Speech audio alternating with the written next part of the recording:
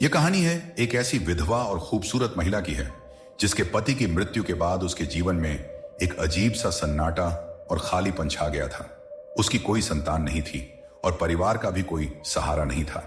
वह दिन भर मेहनत मजदूरी करके वह अपना गुजारा करती, लेकिन रातों को अकेलापन उसे घेर लेता। कमला का जीवन किसी बोझ जैसा हो गया था। वह सोचती, क्या मेरा जीवन सिर्फ इस अकेलेपन और संघर्ष के लिए बना है?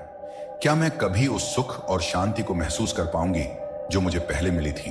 हर रोज वह गांव के मंदिर के पास से गुजरती, जहां कई श्रद्धालु पूजा करने आते थे, लेकिन कमला के लिए वह मंदिर केवल एक इमारत भर था। उसे ऐसा लगता था कि भगवान ने उसके जीवन से सब कुछ छीन लिया है। एक दिन वह अपने टूटे फूटे घर में बैठकर सोच रही थी कि आखिर उसे जीवन में सुकून और उद्देश्य कैसे मिलेगा। यह सब सोचते हुए उसकी आंखें भर आईं और वह आकाश की ओर देखकर बोली, हे भगवान, अगर आप सच में हैं तो मुझे इस खालीपन से बाहर निकालो। मेरे जीवन में कुछ ऐसा भेजो जिससे मैं जान सकूं कि जीने का असली मतलब क्या है। लेकिन उकसा क्या पता था कि उसकी यह प्रार्थना उस रात उसके जीवन के एक नए अध्याय की शुरुआत करने वाली थी। अगले दिन कमला अपनी रोजमर्रा की दिनचर्या में व्यस्त थी। गांव के मंदिर में अचानक हलचल हुई। उसने सुना कि कहीं दूर से आए एक प्रसिद्ध साधु महाराज मंदिर में ठहरे हुए हैं। गांव के लोग उनके बारे में कह रहे थे, यह साधु कोई साधारण व्यक्ति नहीं है। उनके चेहरे पर दिव्य तेज है और उनकी बातों से जीवन बदल जाता है। कमला ने इन बातों पर ज्यादा ध्यान नहीं दिया, लेकिन उसके भीतर कुछ उसे खींच रहा था। शाम को जब मंदिर में पूजा समाप्त हुई तो वह चुपचाप वहां गई।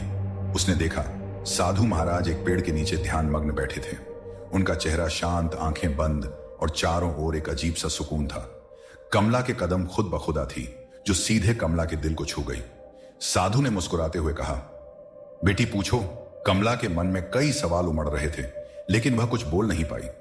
वह कुछ देर तक साधु के शांत चेहरे को देखती रही और फिर बोली, मैं अपने जीवन से बहुत थक चुकी हूं।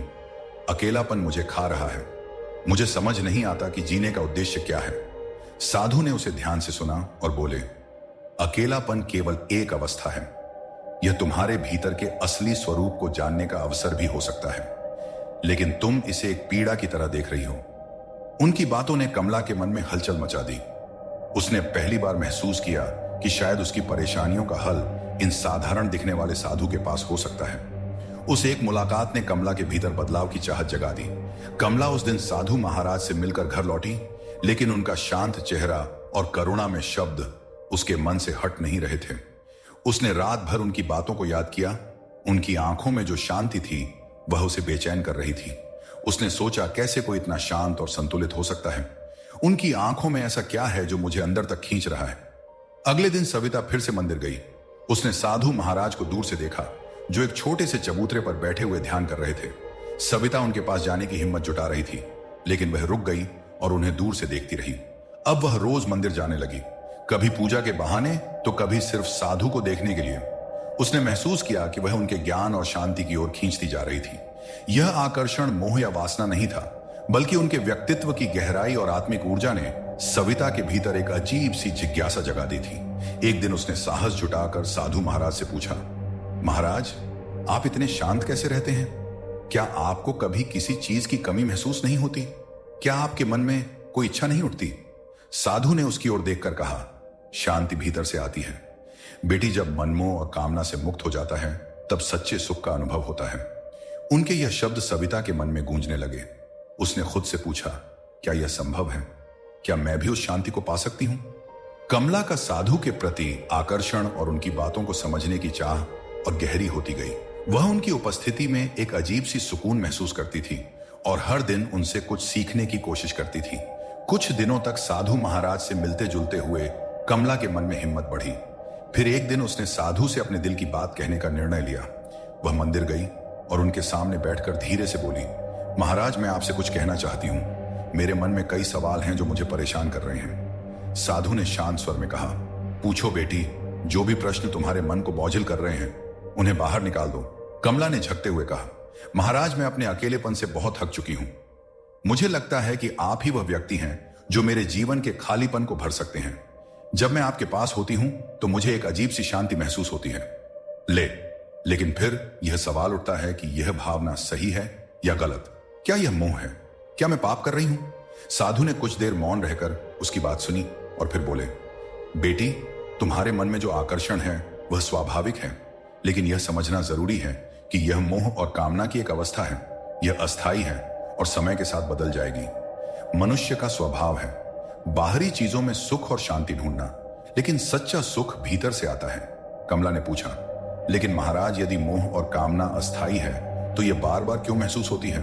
क्या यह जीवन का हिस्सा नहीं है? साधु मुस्कुराए और बोले, कामना और मोह जीवन का हिस्सा है, लेकिन वे हमें सच्ची शांति नहीं दे सकते। यह ऐसे है जैसे तुम प्यास बुझाने के लिए खारे पानी का सहारा लो, लेकिन वह पानी तुम्हारी प्यास को बढ़ाएगा, ना कि उसे मिटाएगा।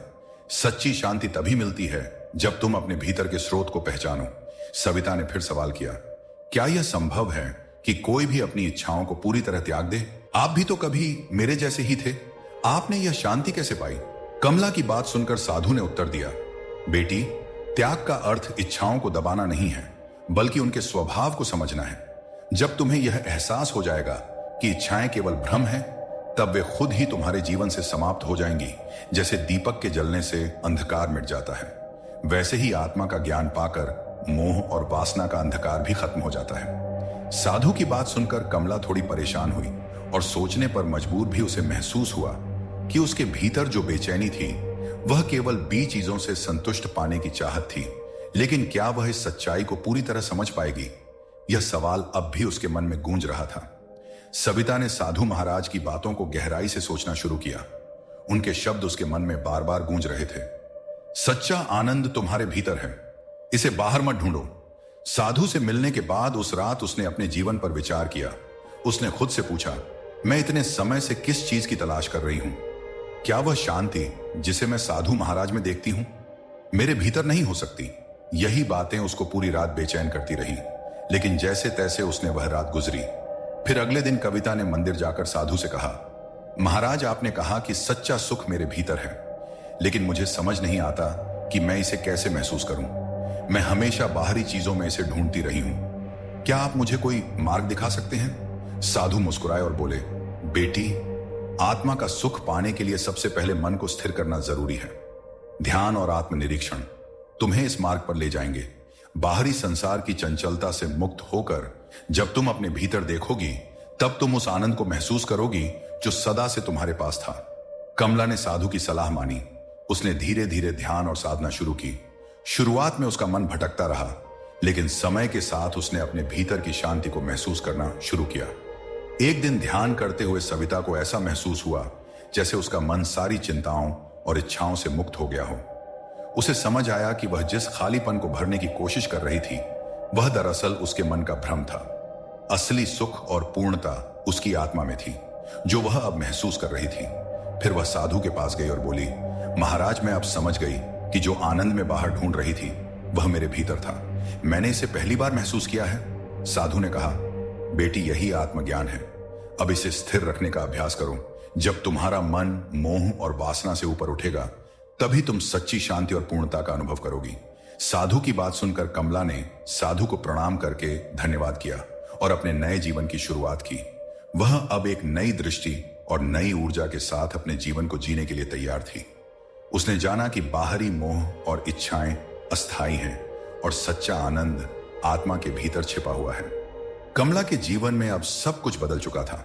वह अब अपने अकेलेपन को अभिशाप नहीं, बल्कि अपनी सबसे बड़ी शक्ति मानने लगी थी। उसे समझ आ गया था कि जीवन की कठिनाइयों और खालीपन को बाहरी चीजों से भरने का प्रयास केवल अस्थायी समाधान है। असली समाधान भीतर है, आत्मा में है। अब सविता पहले की तरह बेचैन नहीं रहती थी। उसने अपने भीतर के आनंद को महसूस करना सीख लिया था। उसने ध्यान और साधना को अपनी दिनर का हिस्सा बना लिया। अब वह दूसरों की मदद करने और करुणा का अभ्यास करने में अपनी खुशी ढूंढने लगी थी। फिर एक दिन गांव के कुछ लोग उससे मिलने आए और उसकी शांति और सुकून से प्रेरित होकर पूछा, कमला, तुम्हारे जीवन में यह बदलाव कैसे आया? पहले तुम इतनी परेशान रहती थी और अब तुम्हारे चेहरे पर ऐसी शांति कैसे? कमला ने मुस्कुराते हुए कहा, मुझे समझ आ गया है कि मोह और वासना हमें केवल क्षणिक सुख देते हैं। सच्चा सुख और शांति तब मिलती है जब हम अपने भीतर की आत्मा को पहचानते हैं। मैंने इसे साधु महाराज की कृपा से सीखा है। जब तक हम बाहर सुख ढूंढते रहेंगे, हमारा मन बेचैन रहेगा, लेकिन जैसे ही हम अपनी आत्मा को जान लेंगे, सब कुछ बदल जाएगा। मोह और वासना संसार के बंधन हैं जो मनुष्य को बेचैन करते हैं। आत्मज्ञान ही इन बंधनों से मुक्ति और सच्ची शांति का मार्ग है। जब हम अपने भीतर झांकते हैं तब हमें सच्चा आनंद मिलता है। जीवन की चुनौतियों को स्वीकार करके और आत्मा की शक्ति को पहचान कर हम एक पूर्ण और शांतिपूर्ण जीवन जी सकते हैं। तो दोस्तों, ये थी विधवा औरत कमला की कहानी, जिसने अपने मन के मोह और वासना पर काबू पाकर सच्चे आत्मज्ञान का मार्ग चुना। कमला की इस प्रेरणादायक यात्रा ने हमें सिखाया कि जीवन की कठिनाइयों और खालीपन को दूर करने का असली रास्ता हमारे भीतर है। उसने साधु महाराज से अपना मार्गदर्शन पाया। अगर आपको यह कहानी पसंद आई हो तो इसे अपने दोस्तों के साथ जरूर शेयर करें ताकि वे भी इससे प्रेरणा ले सकें। साथ ही हमारे चैनल को सब्सक्राइब करें।